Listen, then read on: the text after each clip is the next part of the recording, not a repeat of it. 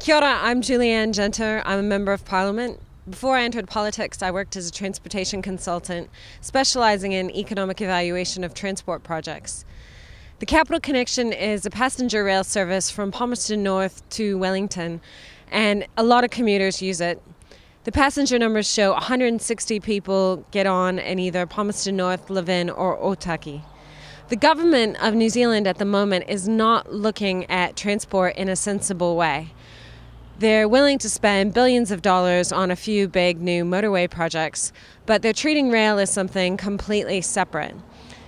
So even though there's a lot of benefit to those commuters from Palmerston North, Levin and Otaki, and even to the commuters further south in Wellington, of having a passenger rail service, because it means there's fewer cars on the road, less people competing for parking, there's a huge economic and social and environmental benefit to having this rail service. But the government wants to cut the rail service because it says it's not making a commercial return. It doesn't make sense to look at rail as needing to make a commercial return. The truth is there's a huge benefit to those 160 cars not being on the road. Just the costs alone in parking make up the difference between the current costs of providing the service and the amount that's raised by fares. But of course, we could put more money into the rail service, make it even more convenient and more affordable, and more people would take it. And that would mean fewer cars on the road, which is less congestion. There's also the benefit of time savings for those people not needing to drive. When you take the train, you can spend time reading, writing, doing work, doing your email, making phone calls, and just relaxing.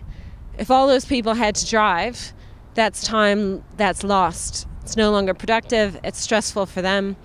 They have to spend the money on fuel to run their cars and on parking, whether it's here in Waikanae or down in Wellington.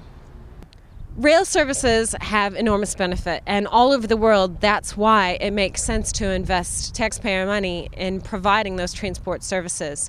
It not only benefits the people who take the train, it benefits the road users, it benefits the economy, it benefits the environment. But here in New Zealand, the national government isn't treating transport in a sensible way.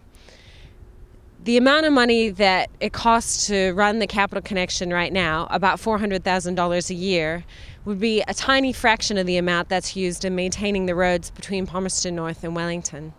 So cutting that service will end up costing us more money in the long run.